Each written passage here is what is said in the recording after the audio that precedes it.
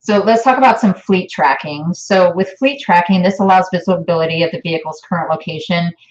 You can set geofences. Some of them, depending on what the settings are on the back end, they automatically ping when drivers are coming in and out of your yard, so you kind of know kind of where they're at. Basically, this is just like your GPS system that you might already have in a vehicle. It's the regular GPS system.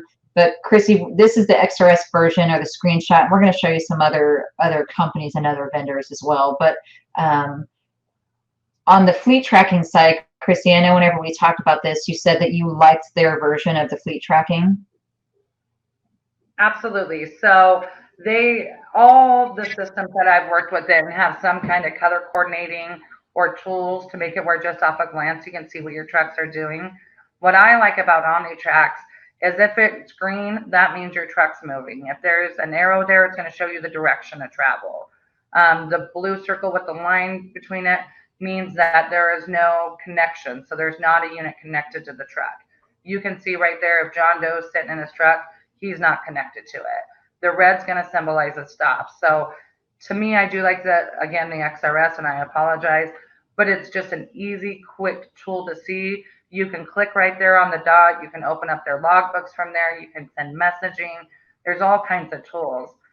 The one thing to keep in mind, though, is when you are having that plug and play unit, just like this map is showing you, that blue circle with the line through it, it's only going to pick it up once you connect. So if you have a tablet, a phone, whatever type of system you're using, if it's not connected, you're not going to get a reading. A lot of the carriers I've worked with, that's kind of fault because hypothetically, worst case scenario, your truck gets towed and the person throws the tablet out the window, or your driver had the tablet in their pocket in the truck stop. You're not going to get a reading to that until somebody reconnects. So Got that's it. the only part of it, but it's also really nice because if the driver calls you and he's having malfunctions, you can pull this up right away. Say, hey, you're not attached to your truck. Why don't you go ahead and power down your unit? Retry to do your DVIR, and let's see if it picks up the truck. So just easy troubleshooting. But every system has a good fleet tracking system. All of them are very utilized. If you're setting those parameters right, you're correct. You can get notifications right away. You can set a fence around your customer's yard. So you want to know every time truck 101 pulls onto your ABC warehouse, you'll get a notification right away saying, hey, he's arrived. Then once he pulls out, it will send you that notification saying, hey, he's going. So it just kind of depends on the system and how you set it up. But this is an amazing tool that every carrier I've worked with utilizes their fleet tracking in one way or another. Right. Yeah, I've gone into companies and they actually have big, flat screen TVs all over their walls, and it kind of is, showing most of them. It has these screens on their screen.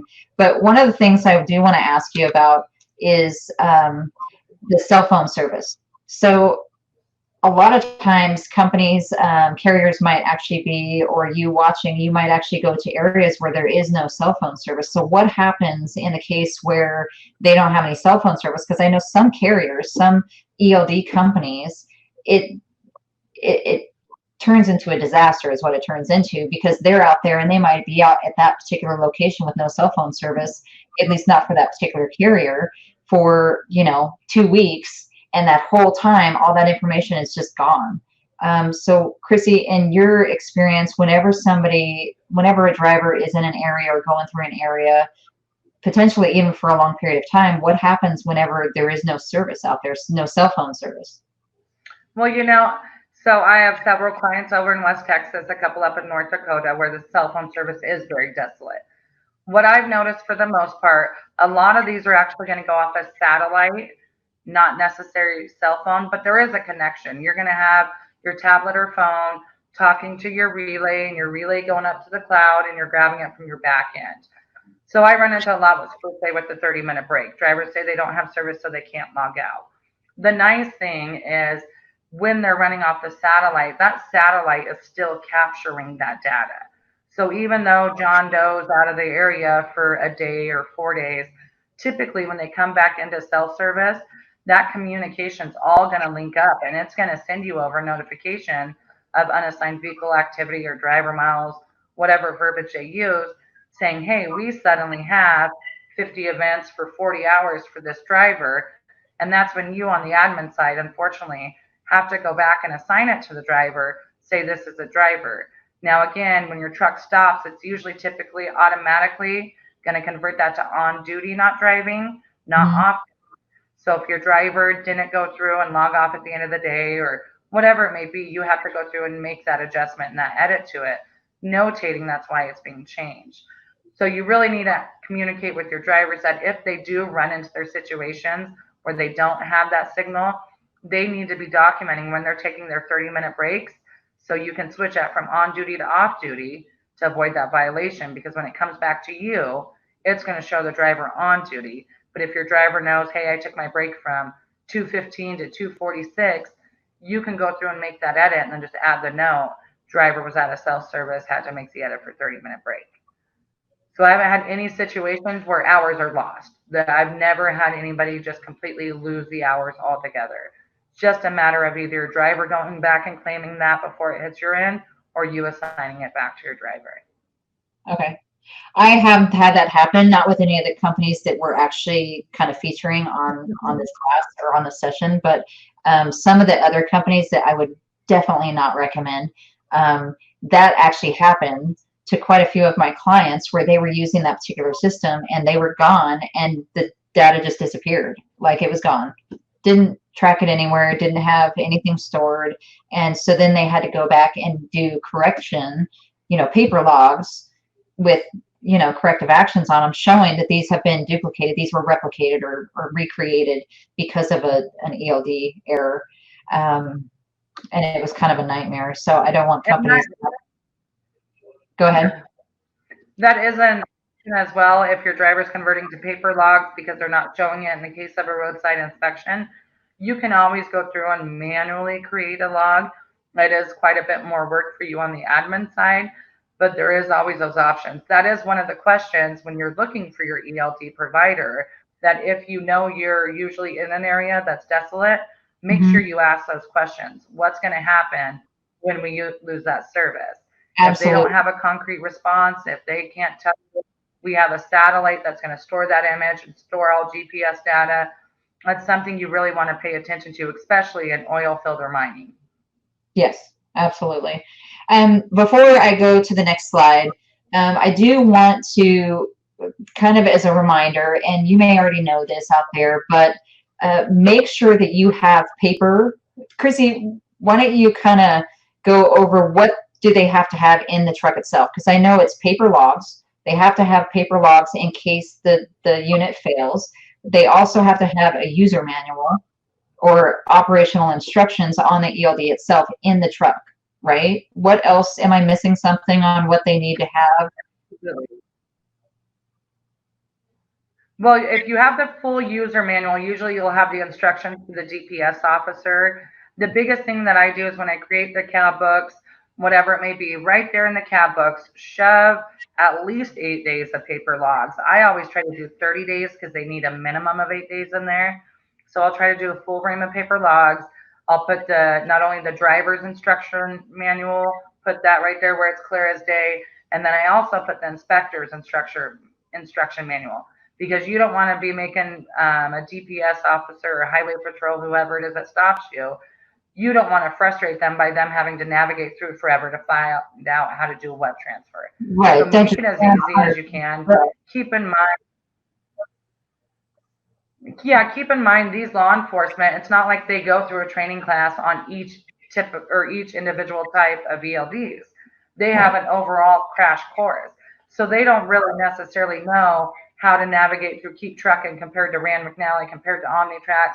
They need some tool that shows them very quickly how to go in and view your logs. And take the time to train your drivers, to show your drivers. So if DPS or Highway Patrol is having a problem with that, they can go through and say, hey, you need to go in and click into inspection mode.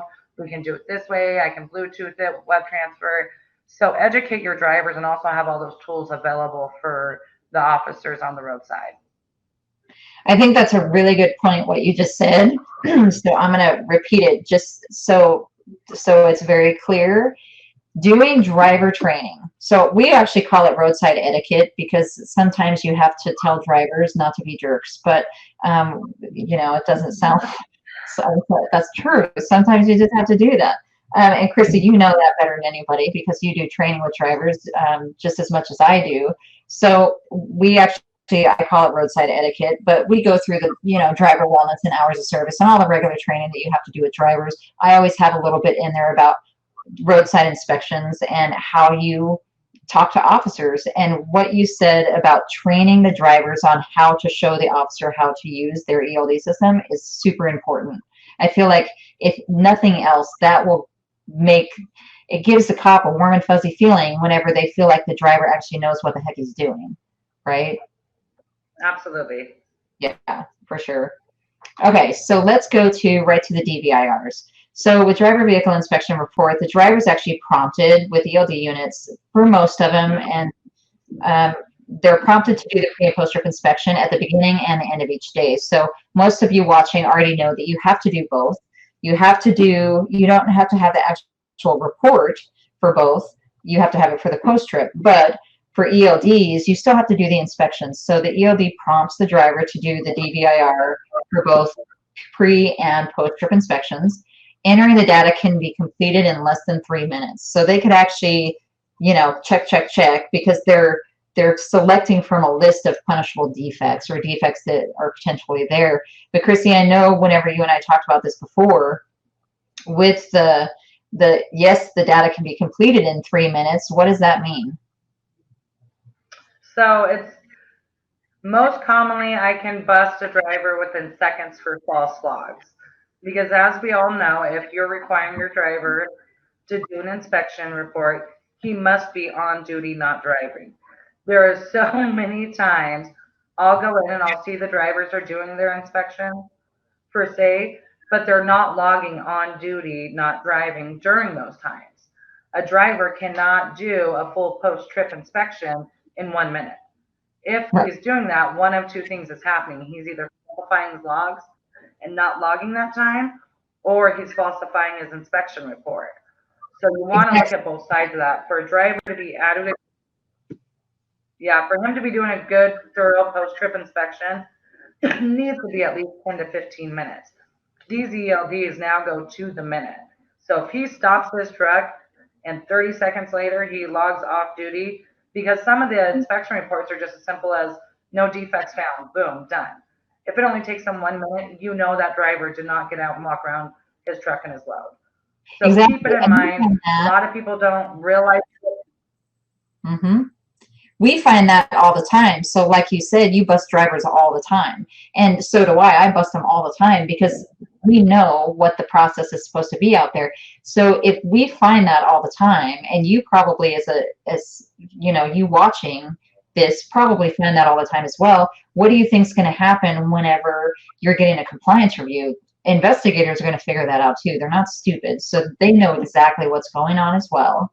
And not to mention for litigation. Holy cow, if it was found that a driver didn't do their DVIR properly, or their inspection anyway, properly, and that they were falsifying and they get in an accident, it becomes a huge litigation issue. Is that right, in your opinion, Chrissy? Absolutely. Oh, absolutely. Most definitely. Because as we all know, case that we're in, usually they're going to say the brakes are following too close. How are you going to prove that the brakes on that truck or trailer were adequate unless a driver took more than 5 seconds to look at it? Exactly. So have your drivers be thorough. Don't have them log off duty as soon as they stop their truck. They need to be documenting and showing their time and doing these inspections. Right. Well, and one of the things that people don't realize, yes, the driver cannot drive after being on duty for 14 hours or whatever it may be, but they can be working as much as they want. So just because they get out of their truck and do an inspection is not going to hurt their hours of service. People always think, well, he's got to be done within 14 hours. That's not necessarily the case, which we have a whole section on hours of service, a whole class for that. But if they're doing their post trip, it's not going to affect their time. They get out, it's on duty, not driving. It's not going to put them hours out of service or violating their hours of service regulations necessarily, unless they don't give enough time to sleep or rest in between. But I find that really interesting that it's right there. And that's one of the drawbacks and one of the benefits of having ELDs. It's super easy for the investigator or an attorney, an opposing attorney, to find that the driver made that violation, but it also is a benefit for you, because I don't think anybody wakes up and says, I want to run a really crappy company today. I don't care what my drivers are doing. They want it done right. So it's a way for you to monitor what your drivers are doing in a more professional manner, because now you can just say, look, here's what you're doing, here's what you need to do, and you can document it pretty easily in the ELD systems. So let's talk about the screenshots. So this is a geotab screenshot, pretty simple. It, inspect or repair. We didn't go through the whole system. Did you have something, Chrissy, on this one? Well, I was just gonna bring up one thing. So on these DVIRs, one thing that I always work with drivers on is making sure they're documenting the correct things. There's nothing I hate more than when a driver goes through and he puts a defect because his paint is peeling on his fender. Well, if you've done that, again, this is all electronic. You are stuck with that now for 3 months. Now you have opened up that truck during audit for 1 year on maintenance, just because your driver is complaining about paint peeling on their fender. Now, also, that driver's hours of service can be open. They want to see that he properly documented his post or pre-trip inspection that day, and so on and so forth. So really work with your drivers on, and you as a company decide, do you want them to notify you when that paint's peeling? If you're willing and you want that all notated and you want it all documented, that's fine, and it's up to you. Just keep in mind, they can go back at least a year on your maintenance. So now your maintenance log can be viewed for the last year, just because that driver said the paint was peeling. And then also you now have to have your 3 signatures: who found it, who fixed it, and who confirmed the repair. Right. So if you're doing that and you want the really tight maintenance program, great, very happy for you. Just make sure you're documenting it correctly and you keep your paper trail ongoing. Right. Right. It's like, how many times have you seen my AC doesn't work? My AC doesn't work. My AC doesn't work. I just want to tell you, for those drivers out there, your AC is not required. Please stop putting that on your DVIR or repeatedly over and over and over again, because every time you do that, like Chrissy said, you have to have 3 signatures on that, and it makes people crazy. So notify your boss. Yes, you do want AC. It is not a safety violation. The FMCSA does not care if you have air conditioning. Okay, so here's in-cab navigation. So this is, everybody pretty much, I don't want to say everybody, but probably you have one of these in your car if you're driving, a newer vehicle, whether it's your personal. This is just your in-cab navigation. It talks to you. It tells you where to turn by turn guidance, things like that. I think all ELD companies have these to where it is supposed to be, hands-free, audible turn-by-turn guidance, and they're useful. But keep in mind, some of these, you're going through a city that's doing construction. I don't always rely on these to figure out where I'm going, because sometimes it takes me into weird places that I don't know why it took me there. So let's talk about messaging now. So with messaging, by utilizing the messaging feature, you'll connect your drivers with updates about the delivery or send fleet-wide messages to inform drivers of changes. When the vehicle is moving, messages will be automatically read out loud to the driver to minimize distractions. So as they're moving, this screen is actually black. They don't see anything. Maybe they see a countdown clock. They might see the turn-by-turn guidance thing, but they don't get to read your messages. And they can't communicate back to you. They can't respond to you. Communicate corrective actions through the ELD platform is for easier documentation. And Chrissy, I know we talked about it just a little bit briefly, but this is where you do most of your corrective action with your drivers, right? Absolutely, because most systems, and again, check with your provider, they don't purge these messaging after so long. Some of the systems, maybe after so many messaging, they might, but that would be something you want to ask them about. But this is just an ongoing paper trail, and it's electronic, so it can be accepted because it's all time stamped and signatured by each person. It's an ongoing paper trail. So if one time you've reprimanded John Doe and he corrected everything from that point on, you're going to see that. Now, if John Doe has done this violation every single week and you just keep on saying, hey, don't do that, they're going to see that as well. Right. So, again, keep it in mind. You need to be proactive in showing you're not okay with it. John Doe is violating the 14-hour rule every day. At some point, you have to say, okay, it's time for John Doe to come out of the truck if he's not listening to the corrective actions. So it's a very powerful tool. It's very great to utilize. Some systems you can go in and even create forms to do bill of ladings and send your drivers all electronic bill of ladings. So it's a really cool tool. It can be, I honestly encourage every single one of the motor carriers to utilize this because it's a very, very powerful and organized system for you. Right. It does keep everything clean and organized and trackable. And I will say this, everything is discoverable.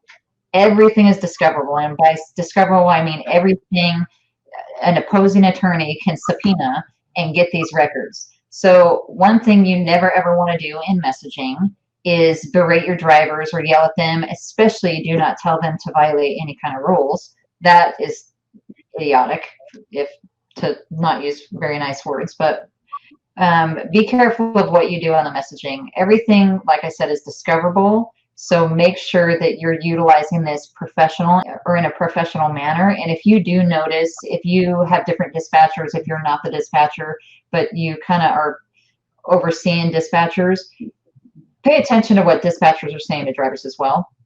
I think sometimes people do the messaging, but at the end of the day, the safety manager, safety director, whoever's responsible for this, the owner of the company, the COO, whoever it may be, every once in a while you should go in and audit some of these messagings, whether it's between a dispatcher and a driver, or maybe, you know, your safety team and drivers, things like that, and pay attention to the messaging because you want to have internal audits as well, just because of that discoverability issue. So let's talk about some IFTA reporting. So we're not IFTA experts. That's not what we do. We do FMCSA strictly. We understand IFTA. Chrissy is actually more familiar with IFTA than she lets on, but she doesn't like me to tell people that. But that's not our specialty. That's not what we do. So, but I do want to talk about the IFTA side on the ELD systems, because this does make your life a heck of a lot easier. Having the IFTA here, it just, to me, is awesome. It saves hours and hours and hours of office time, admin time, getting IFTA reporting ready, and it's super accurate. So because Chrissy has way more experience than I do in IFTA, I'm just going to let her give you a little bit of feedback on the IFTA side. So I do absolutely love ELDs, ALBRDs, all of it for the IFTA tracking. I worked back way in the day when I did IFTA. We would literally follow our drivers and reset our odometers at state lines and route up the route that way. This is going to eliminate all that for you. The big thing is making your drivers making sure your drivers are utilizing this tool. They need to. I still to this day, some of my motor carriers, drivers aren't going in and telling the system they're fueling. Your drivers must go in every time they get fuel and let the system know, or it's never going to know. They need to put in the gallons and their location, and that's pretty much, for the most part, the minimum that's required. Now, one thing, again, I'm not an IFTA expert. I will never claim to be because I don't hate doing IFTA. But one thing to keep in mind, a lot of these ELD systems are set up to purge documents after 6 months, because as we know, we have to keep our hours of service for 180 days. IFTA is not the same. Some of these, depending on when your IRP and your IFTAs are filed, you have to keep these documentation for 5 to 6 years. So ensure, either way, you have to be backing up your logbooks, so saving them to your server, printing them out for a secondary backup. Just if you're using it for IFTA, do not purge it after the 6 months, because you have to have your paper trail and your routes during an IFTA audit, or they're going to assume you never paid the fuel tax in the first place and they're going to make you repay it. So again, when you're backing up your documents, your hours of service, your fuel, ensure that you are not purging those after 6 months if you're keeping this for IFTA reporting.